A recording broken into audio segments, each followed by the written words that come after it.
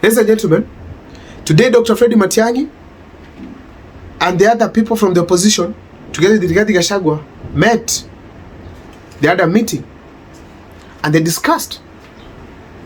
Now, in this meeting, there were a few observations I was able to make. And that is going to form the basis of this analysis here today. But before I take you through, kindly if this is the first time you're watching my videos, please make sure that you subscribe, like, and comment, because that's the best support let's give this channel.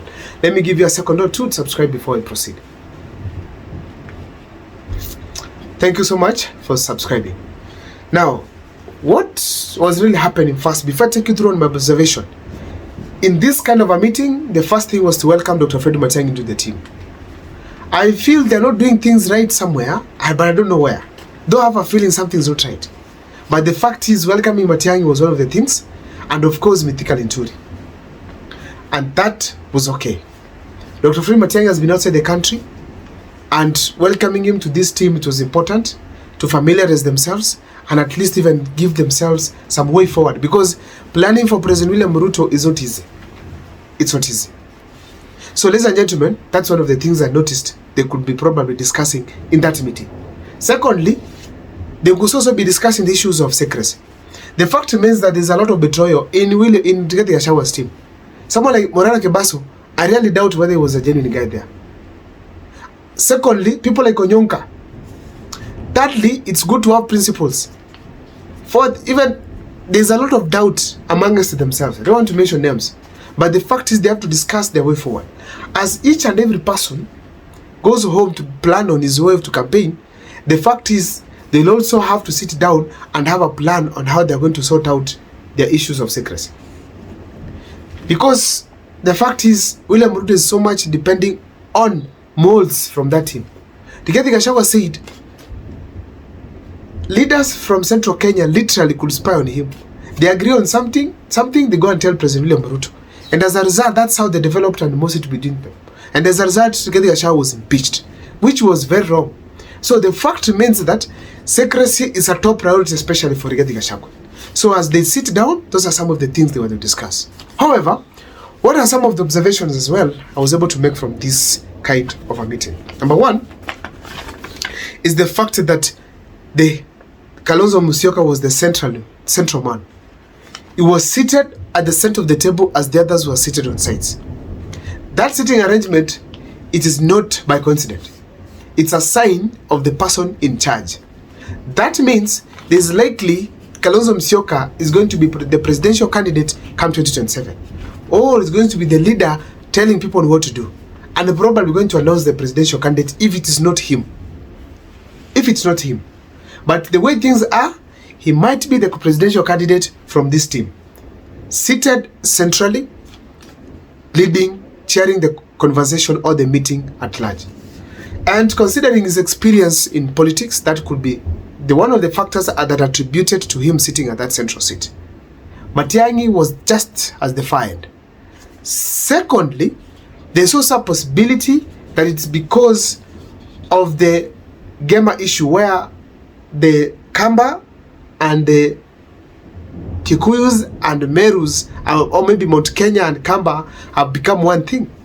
Meaning now Gachagua, or maybe if they attribute it to someone like Kalonzo, he has the reason as to why he should be top.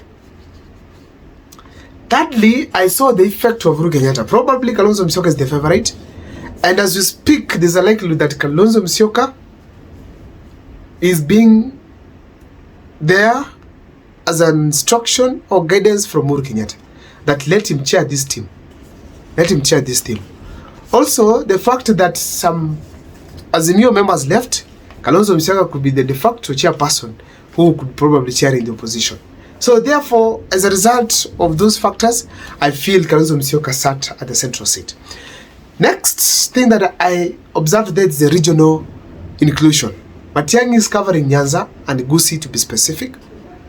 You have Gachagua coming from the Kikuyu part, Linturi coming from Mount Kenya East, and of course, we had Justin Muturi coming from Mount Kenya East as well, but Embu side. That is a strategic way of having these people on board. In that Ruto now is cornered from both sides. And to counter, considering the people Ruto is having on board, none of the leaders can be able to counter Muturi, Counter Gachagua, counter Linturi. In Meru, nobody. I know Linturi. Actually, I never knew Linturi is smart until when I realized that he's now the cabinet secretary for agriculture. Because I listened to him, the way he used to articulate issues on TV and interviews, I realized he's a smart man. So going to deal with him is not easy. Clement Murungi is old.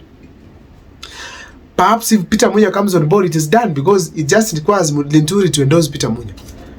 Excuse me. So I observed that there's some regional balance, which was very critical for this team.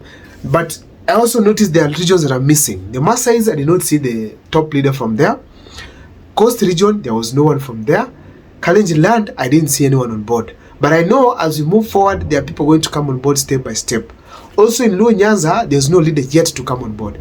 But I know there are those who are willing to come and join this team. Probably James Orengo could be leading the team towards that side. And I believe strongly that it's going to be a very effective team come 2027. Another thing, I realized that Morara Kebaso was missing. Meaning probably there was some betrayal they noticed from him or some behavior that is not necessary. Secondly, I also felt like probably Morara was having a different agenda from what they were having. So they could not match the issues being a youth, and these guys, most of them are older generations. So he had to part ways with them. So I also noticed that Onyonka is not there. Onyonka missing in that meeting, it shows so many things. Onyonka, I also told you guys before here, until the elections are over, I never trust Onyonka. I will never trust him. Even if I meet him today, I'll tell him that I don't trust him. Until the elections are over.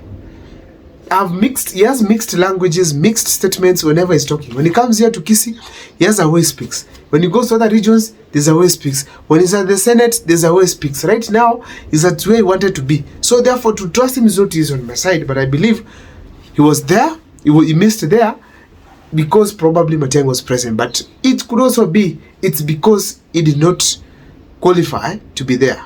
Based on one simple thing, giving mixed reactions. Also, I noticed the entrance of a one guy called Mukisa Kitui. Having Western being taken care of by Eugene is not enough. Having Mukisa Kitui coming on board, it is an additional advantage to that people, to that team, especially when it comes to Western Kenya. And apart from that, Mukisa Kitui is someone I wished that if we had a government with Azimio, Mukisa Kitui could be given, even if it's foreign affairs minister, because of his international experience. And apart from that, he could also be a leader here locally, doing a good job because he was so knowledgeable on matters to do with the economy. I even thought at some point could have been one of the best presidential candidates you could be having, being that he also understood a lot. Mukisa Kitui is also one of the people we have in this country who are strong politicians.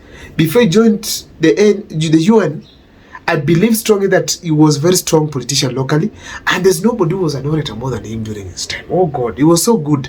But the fact he's now joining this team, it was great. We want to see them organize themselves well. It's not all about grouping.